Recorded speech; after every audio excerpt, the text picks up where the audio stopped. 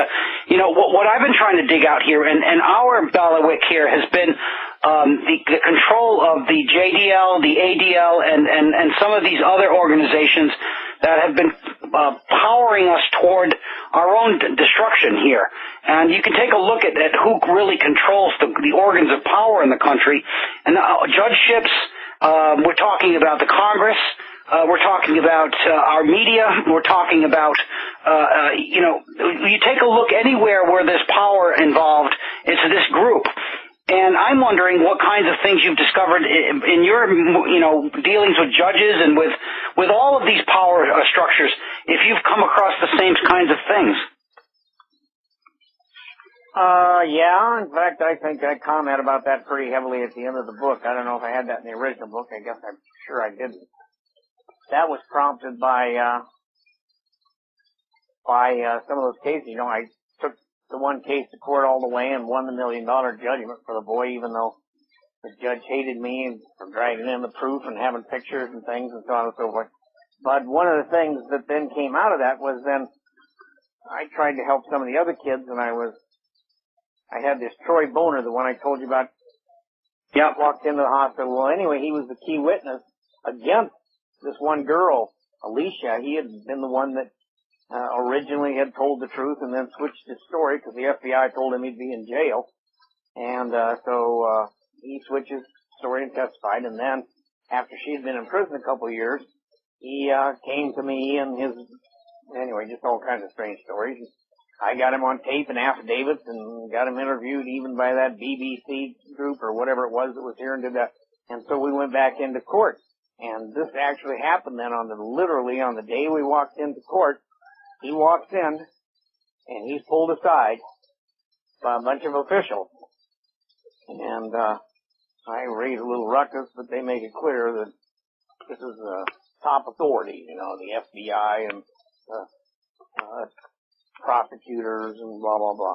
Anyway, when he walks out, he just shook his head, looked at me, couldn't look at me, just looked up long enough to say, I can't do it. He said, if I talk today, I'll be in prison for 20 years, same as Alicia.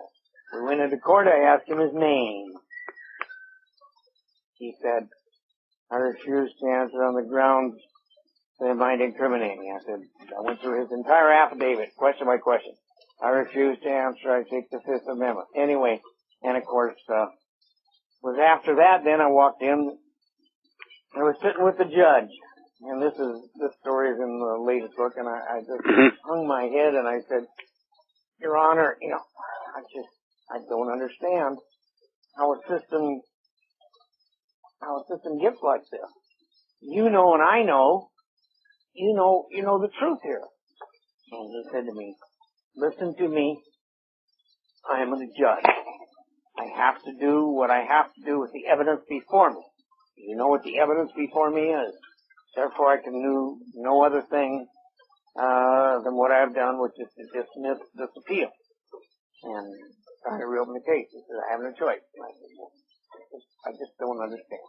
And then for some reason, this judge said to me, he said, John, if you want to understand, go read Billy Budd. I said, what? He said, go read Billy Budd. Billy Budd? Maybe that'll answer your question. Well, I guess I didn't think much more about it. By the way, the judge is now in the Supreme Court or whatever. But anyway, got promoted right quick after that. To the Supreme Court of the United States? No, Nebraska, I believe. Nebraska, okay. Anyway, so I was watching old movies, like you do on television, bored one night.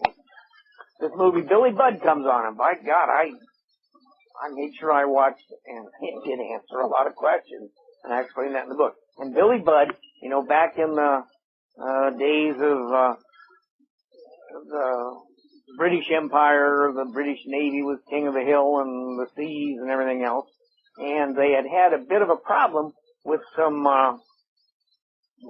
insurrection or mutiny on some ship, and so they had to crack down, and they made it clear that anybody who mutinized or led a mutiny or caused trouble, bam, that was a hanging offense, you know what I mean? Yeah. And right out there. So anyway, the story of this Billy Budd in real simple terms. By the way, this is a famous book. You know that, I assume. Yes.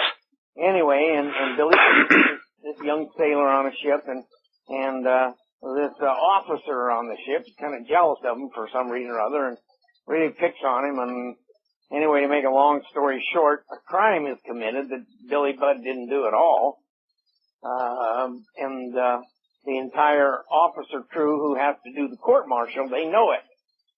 But for the sake of order and because of all these problems, they know they have to have a conviction and a sacrifice. So Billy is convicted and, of course, hung.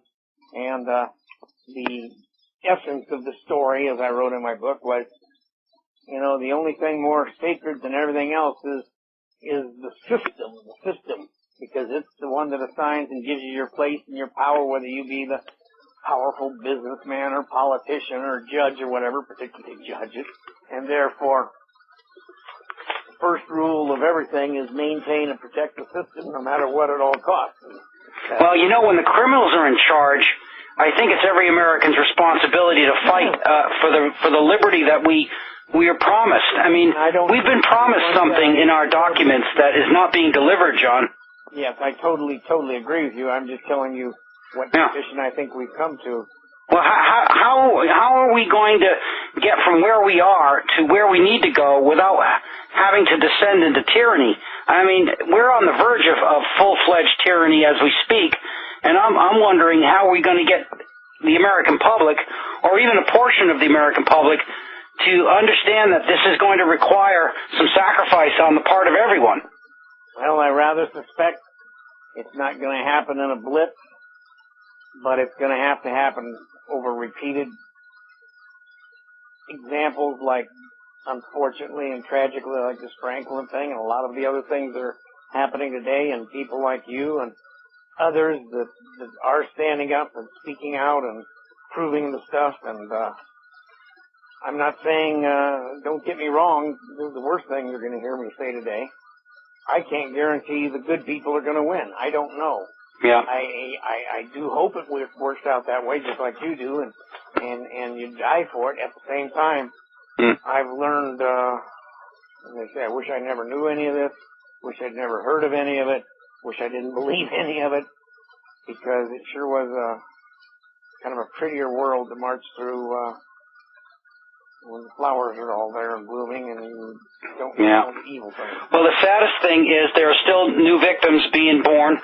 There are still new sacrifices being made, and literal sacrifices, children being killed, confiscated from their homes and flown into the United States from places like the Balkans and around the world. We have child sex slavery and trafficking of these children to provide people for them. And we've also got this MK Ultra program that Offit was once in charge of. And that's fairly prominent in my book, and that was one of the things that I think the Conspiracy of Silence program focused on. And by the way, you know what happened to Conspiracy of Silence movie? No. It was in every advertised. Conspiracy of Silence was the name. It was in every TV guide and news. Yes, that's right, yes. And literally at the last minute, it was pulled.